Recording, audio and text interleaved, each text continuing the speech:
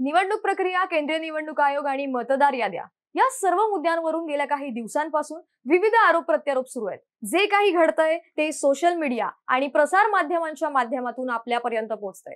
या सगळ्या गदारोळामध्ये मतदार नोंदणी, मतदार याद्या तयार करणे, मतदार याद्या अद्ययावत करणं याबाबत आणि केंद्रीय निवडणूक आयोगाबाबत राज्यघटनेतील कायद्यांमध्ये नेमकी काय तरतूद आहे हे समजून घेणं आपल्यासाठी आवश्यक आहे। त्यासाठी भारतीय राज्यघटना, लोकप्रतिनिधित्व कायदा 1950, लोकप्रतिनिधित्व कायदा 1951 आणि निवडणूक नियमावली 1961 यातील महत्त्वाच्या तरतुदी आम्ही तुम्हाला समजून सांगणार आहोत। त्यातलाच हा पहिला भाग। नमस्कार, मी समृद्धी सावंत, आपण पाहत आहात माय महानगर लाईव्ह। निवडणुकी संदर्भात राज्यघटनेत काय तरतूद आहे हे समजून घेऊयात। भारतीय राज्यघटनेच्या 15व्या भागात निवडणुकी संदर्भातील सर्व तरतुदी आहेत। अनुच्छेद 324 ते 329 यामध्ये लोकसभा आणि राज्यातील विधानसभा निवडणुकी संदर्भातील तरतुदी आहेत। अनुच्छेद 324(1) नुसार संसदेच्या दोन्ही सभागृहांच्या, राज्य विधिमंडळाच्या दोन्ही सभागृहांच्या, राष्ट्रपतींच्या आणि उपराष्ट्रपतींच्या निवडणुकीसाठी मतदार याद्या तयार करणे आणि ही निवडणूक घेणे यासाठीचे सर्व अधिकार हे केंद्रीय निवडणूक आयोगाला देण्यात आले।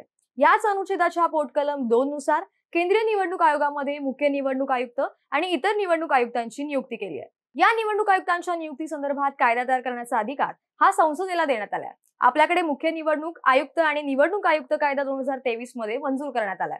अनुप बरनवाल विरुद्ध केंद्र सरकार या खटल्यामध्ये सर्वोच्च न्यायालयाने निवडणूक आयुक्तांच्या निवडीसाठी एक समिती स्थापन करण्याचे आदेश दिले होते। या समितीमध्ये पंतप्रधान, लोकसभेतील विरोधी पक्षनेते आणि सरन्यायाधीश यांचा समावेश करण्यात आला होता। हा निकाल आल्यानंतर केंद्र सरकारने तातडीने राज्यघटनेतील अनुच्छेद 324(2) आणि 5 मध्ये संसदेला मिळालेल्या अधिकारांच्या आधारे वरील कायदा अंमलात आणलाय।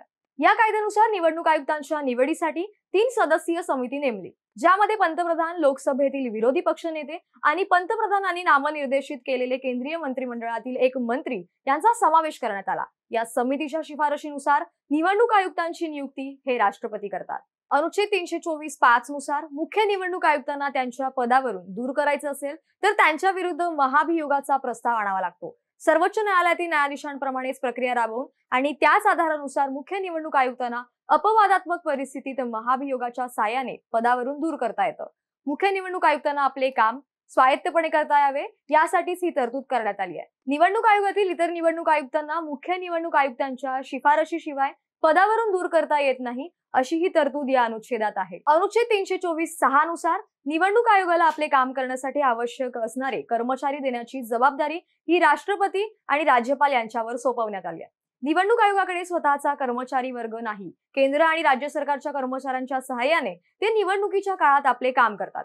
अनुच्छेद 325 मध्ये प्रत्येक मतदारसंघासाठी एक मतदार यादी असेल आणि या मतदार यादीत नाव दाखल करण्यासाठी धर्म, जात, पंथ, लिंग यांच्या आधारावर कसलाही भेदभाव केला जाणार नसल्याचा उल्लेख करण्यात आला। अनुच्छेद 326 मध्ये प्रौढ मतदानाचा उल्लेख आहे। लोकसभेच्या आणि विधानसभेच्या निवडणुकीसाठी प्रौढ मतदारांना मतदान करण्याचा अधिकार असल्याचा उल्लेख या अनुच्छेदात आहे। देशाचा नागरिक असलेल्या आणि वयाची 18 वर्षे गाठलेल्या प्रत्येक व्यक्तीला या निवडणुकीसाठी मतदान करता येणार आहे, असं यात म्हटलंय। तसेच या संदर्भातही कायदा करण्याचा अधिकार संसदेला देण्यात आलाय।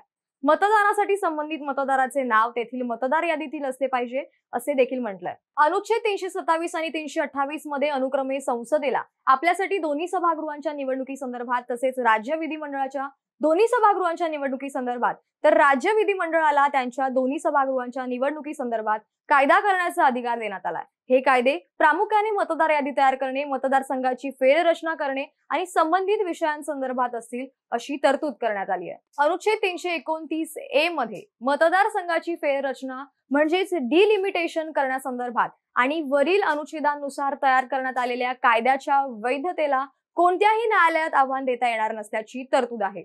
अशा प्रकारची तरतूद राज्यघटनेत फक्त याच ठिकाणी आढळून येते। यातूनच निवडणुकी संदर्भातील कायदे आणि निवडणूक आयोगाचे स्वातंत्र्य किती मोठे आहे हेच यातून दिसतंय। पुनरावलोकन हा आपल्या राज्यघटनेचा गाभा आहे, पण ही तरतूद करून घटनाकारांनी न्यायालयांना या सगळ्यापासूनच दूर ठेवलंय। अनुच्छेद 329(b) मध्ये संसदेच्या दोन्ही सभागृहांच्या आणि विधिमंडळाच्या दोन्ही सभागृहांच्या निवडणुकीला फक्त निवडणूक याचिका म्हणजेच इलेक्शन पिटिशन याच माध्यमातून आव्हान देण्यात येतील। देशाच्या राज्यघटनेमध्ये निवडणूक आयोग, मुख्य निवडणूक आयुक्त, मतदार याद्या आणि त्या संदर्भातील कायदे या सगळ्यासाठी विस्तृतपणे तरतुदी करण्यात आल्या। या तरतुदी नेमक्या काय आहेत, कायदा कसा आहे आणि त्याची अंमलबजावणी कशी होते, हेच तुम्हाला सोप्या शब्दात समजून सांगण्याचा आमचा प्रयत्न आहे.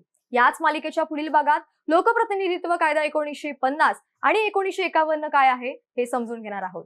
दरम्यान ही माहिती संकलित केली आहे ऍडव्होकेट विश्वनाथ गरुड यांनी. तुर्तास इतकंच. ही माहिती कशी वाटली आम्हाला कमेंट करून नक्की सांगा आणि माय महानगर लाईव्हला सबस्क्राईब करायला विसरू नका.